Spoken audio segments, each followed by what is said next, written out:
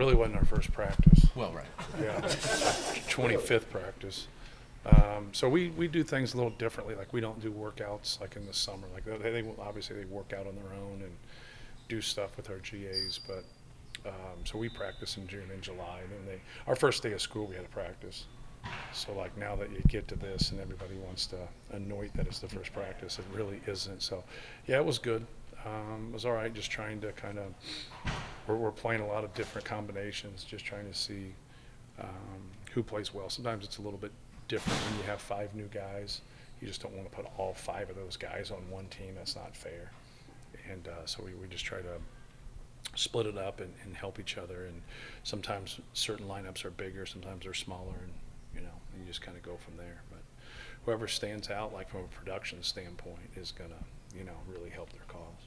Is there sort of a different vibe this year, and what is it like as a coach when you're kind of watching this maybe come together in a way? Last year's team was very set. This year there's maybe more uncertainty as but we still have 3 guys that as sophomores started on a Final Four team, so and all 3 of those guys are juniors and very productive players. So we have I think a good place to start, and then I think we have some guys that are returning that played on our team that can really enhance their roles.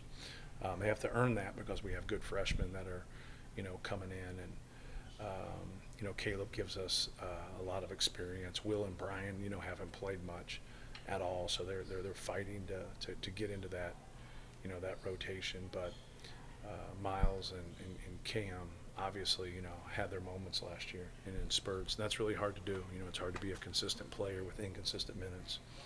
And so just looking for those guys to have more of an opportunity and compete, and then the young guys to, also try to, find their way, because we need some of those young guys, to help us. Does the summer kind of these days take away a little bit of the learning pressure here, or the teaching pressure? Correct. So you can hit the ground running a little bit better? No question. Is that true for your freshmen? Are you seeing that right now? I think it's true for everybody, just because even though you've been here, it's good to get back into that. It's longer if you just go. We didn't do anything in the spring, obviously, because we played until the first week of April, and with the rules you can't. So like when you start back in June, I think it's good to be able to do that. And we play a lot. Like you see how we play at the end. When we play a game for 20 minutes, we'll do that for 20 to 30 minutes at the end of almost every practice, because we run a lot of stuff. So getting those practices I think really helps, getting ready to start. And then now we start, we go here twice a week in the morning from 6 to 7, just putting everything in, just trying to kind of make, basketball like a class more than anything. And that's what we've done for, the past 10 years, is really like treat it like a class, make sure they understand what they're doing. Just that collective intelligence, I think, really helps. How much this fall is just going to be about figuring out how you're going to play, because you can go with Trey at the 5, you can go with Trey at the 4, have size next to him. Yeah, it's, just the production of it, right? And so like you're waiting from Caleb to Will, to Cam, Daniel, Riley Burgess. You're just kind of waiting to see like who's productive, and like they've all had good days. Just trying to see that consistency, and then your matchups, right? From a defensive standpoint, like how are you going to be? I think Daniel gives us the best chance from a shot blocking standpoint. Caleb gives us the best chance in terms of just his versatility in guarding different people. Will's probably the most physical. Riley's going to be a really good player, and kind of learning our system right now, but he's done some good things. So that kind of getting that figured out. 2 years ago, Fletcher didn't have another ball handler with him. So you had Braden, and then you had him, and Fletch really was our 2, and the other guy was really our 3, whomever played there. And then having Lance really helped Fletcher, being that second ball handler. So that's where, with Braden, like whoever that could be, at times helps him. At times it doesn't matter. At times you can play like that small forward like Miles and Cam with those 2. Then there's other times people that press or they zone or do things like that. You need another guy in there like Jakari or CJ that has a little bit better ball handling skills. But overall, like you can sit there and kind of angle everything, but it's the guys that are the most productive, right? I think matchups matter. I think blending guys matter. but I think production supersedes that. So some guy's just going to go out there and be great defensively, great rebounding, make good decisions, make shots. Like, he's going to find his way. How does the balance change by swinging the experience into the backcourt as opposed to it being for so long in the front court with a guy like Zach? Yeah, well, we've always tried to have balance. Some teams are going to be more balanced scoring. Some teams are going to be a little bit different. If they have a guy like a Zach Edey, to where you're going to go to him a lot, you got to understand, like 25 and 13 was his average. So like that just, you know, it's kind of crazy in its own thing. But Braden can make guys that can shoot. He can really raise their value with his ability to pass the basketball. Zach could raise their value with his ability to get doubled. So a lot of people don't like to double for that fact alone. But no, I think we can have some pretty good balance. I would look at the three returners to start with, like Braden Fletch and Trey Kaufman. But, you know, like anything can happen. We have quality players. How much value is there? You were able to ease Cam and Miles in. You know, last year they got to sit back and experience it a lot, but, you know, playing time was sparingly. Yeah, you know, Cam's somebody that, you know, we could float him to be undersized and play him at the four some. We've done it a little bit in practice, but not a lot. I think it just kind of depends on everything, how people in the back court are playing, how people in the front court are playing, and how he's obviously playing. But no, I would like to think that both him and Miles, their experiences, you know, will really help their cause this year. I don't like speaking on it, to be frank with you, because, like, you know, just when you speak on one guy or two guys or like whatever it might be, you know, you got 13 scholarship players on your team, and I always tell them, like, when you walk in here, like, I'm going to tell you everything that you need to know to help your cause. But the problem is when you walk out and the next guy walks in, I'm going to tell them too. And so, like, you know, when you do that and you're open and honest and you work with guys, now that really creates a real competitive landscape where guys are going after each other and competing for things. So I think I have a good problem on my hands. How does that competition in the front court kind of manifest itself between the bigs, and I'm sure you encourage that to an extent? No question. It's good. You know, you have a lot of different guys. Like Will, you know, really with Zach coming back, that hurt his chances of playing. Really kind of eliminated him. You know, he really needed like someone to get hurt or get into foul trouble to put him there. And we don't foul a lot, so that's something that really set him back a year, and that's nothing he could really control because Zach was that good. So now I know, like, he's really hungry to play. You know, Caleb has started as a freshman some, has started as a sophomore, and then once again because of Zach, you know, he got, you know, shortchanged with minutes there, and so now, you know, that's really competitive. Raleigh Burgess has looked really good. You know, where he ends up in his first year, I don't know yet, but he's looked really good and been very productive. Trey's worked extremely hard. I would be shocked if Trey's not a all-conference caliber player. He's really looked good there. And then Daniel had a good summer playing USA basketball. So, but it's not, the Big Ten's not U18s, right? You have 22, 23, 24-year-old guys in the last year of COVID. So he just has to keep, you know, going at it, keep getting stronger, keep getting bigger, keep working, because his ability to block shots has got to be a weapon for us. He can catch lobs, he can run. He's good around the basket. Sometimes he gets pretzeled up when he gets too narrow. But for the most part, he's made really good strides. But there's time that guys are so physical, and not everything gets called in the practice. I think he's going to function a lot better in the real game when you get a real whistle. I'm out there refereeing, which is half of a joke. How has Berg improved since the end of last year to ready himself for this opportunity? Yeah, you know, he's just kept working. He just kept putting in time. You know, for him, I think he's just got to feel good about himself. I think sometimes when you haven't had that experience, it's hard to make a mistake and recover from it. And I think it's easier to kind of compound something good and just trying to, like, get on top of it. And then when something bad happens, it's a little bit harder to shake off. And then for him, just building confidence, just trying to be positive as we can with him. And just go out there and compete. You know, I told him, like, the times that he's gotten here at the end of games, like, if you go sit for 2 hours, I don't care how good a player you are, you go sit for 2 hours, then you got to play 3 minutes at the end of the game.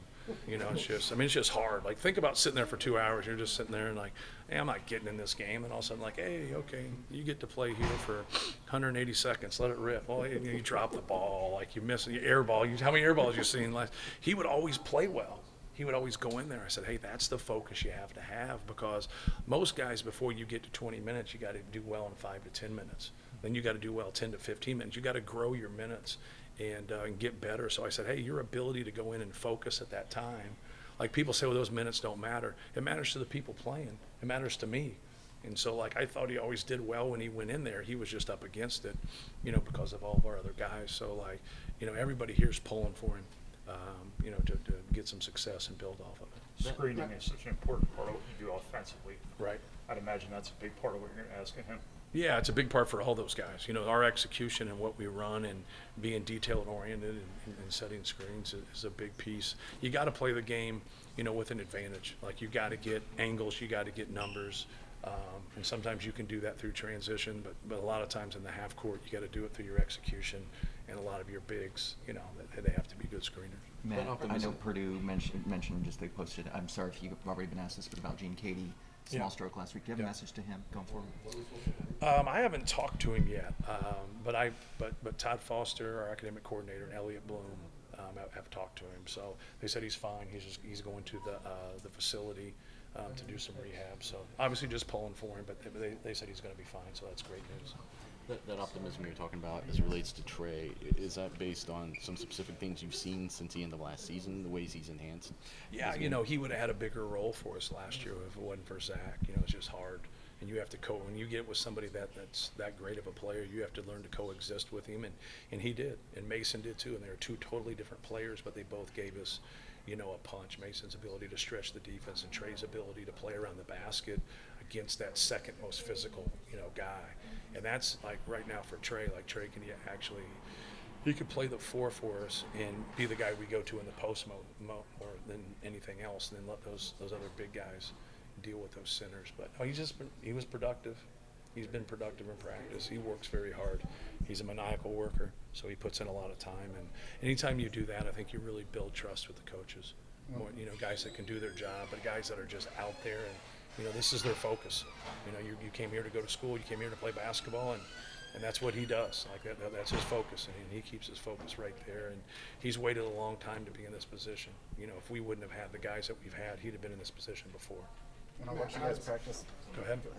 when I watch you guys practice, it's competitive, top to bottom. See a guy go smack the wall when he gets stripped. Yeah, Guys yeah. diving on the floor, and I don't know if it happens at other places. I assume so, but I see you. So Yeah. Is that a trait you look for when you're recruiting? Is how competitive they are, even Yes. when nobody's watching? Yeah, your competitive spirit is a big thing. Your skill is a big thing. And then just your overall success. You know, like, you're going to see a lot of high major players have success in high school because a lot of high school players don't play college basketball. So, like, you get overwhelmed. But when you look into it and you say, hey, does a guy play the right way? You know, does his teammates like him? Does he care about his teammates? Like, all those, you know, variables. We haven't done a better job recruiting the last 10, 11 years. We've done a better job evaluating, like our ability to evaluate, to know what works. But it starts with competitive spirit. There's no doubt about that. You got to have guys that have to have a passion. If you're constantly calling guys on the phone and they're with their girl or they're everywhere except a gym, even though they're really good, like, they're probably not our guy. No different than we've been able to keep a lot of guys versus everybody else because education's had to be a piece of it. It doesn't mean other people don't have good education, because they do, but just what are those guys thinking about? What are those parents thinking about? They're coming to Purdue to get a good education. They're coming to Purdue to win. If you're just going to school for an opportunity just to play, you know, it's not recess. You know, if you're like, hey, like, I don't know if I can play there right away, or it's going to be tougher to play there right away. Yeah, well, no shit. Like, we're successful. Like, we've won games, but it's also because of the people we've signed wasn't scared of that. You know what I mean? Like, they're like, hey, I'll compete. I'll go in there. You know, we have a crowded backcourt, but we got a crowded front court. But that's what championship level teams have. They have a bunch of players. They just don't have 2 or 3 guys. So I think that's the important piece, to keep getting guys of that nature. A lot of people say you went to a Final Four, you've won back-to-back Big Ten championships. Now you can go get a better player. And I'm like, no, we want to go get the same players that got us there. Like, that's what makes sense. They're like, Braden Smith is way more talented than people think he is, but he's a really good basketball player. Like, Fletch is a really good basketball player, very intelligent, but both of them are skilled and they love basketball, so they fit in that box. Matt, how have you, or how does it help to have so much success as a program and to bring a coaching staff intact Right. season after season? Yeah, that's good because you just have the consistency, and that's something that we started doing 8, 9 years ago when we split it to, like football, like offensive coordinators, defensive coordinators. And so we split a lot of assignments, and I started it because I was tired of being in huddles and hearing 3 or 4 different things and being more confused by talking to them than actually, getting some clarity. So I like the breakup of that, but I think I like it because of our players. I think it makes sense for them, because now they know when they have an offensive question or a defensive question or a personnel question, like who they go to. And that's really helped us. Matt, last thing, biggest mentality difference with this year's team compared to last year's?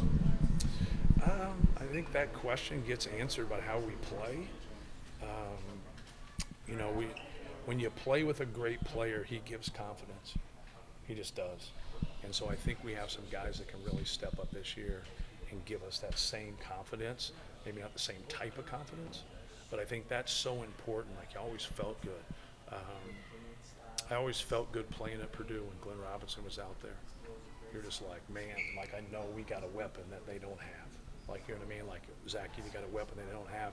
But, like, I think, I wouldn't trade Braden Smith for anybody in the country. And so I think that's a good place to start. Like, Fletcher's intelligence, his competitiveness, his skill, his ability to win every place he's been. Trey's worked so hard to be in this position. Now he's finally getting his, opportunity, but he's also earned it. He's also separated himself from a lot of people, through his work and through his production. So I think those 3 guys collectively can give off that confidence. And that's a big deal. Like, having that trust is a big deal. Now other guys, and I think that's kind of the epitome of a really good player, is that he makes other people better. And then we can't get enough of that.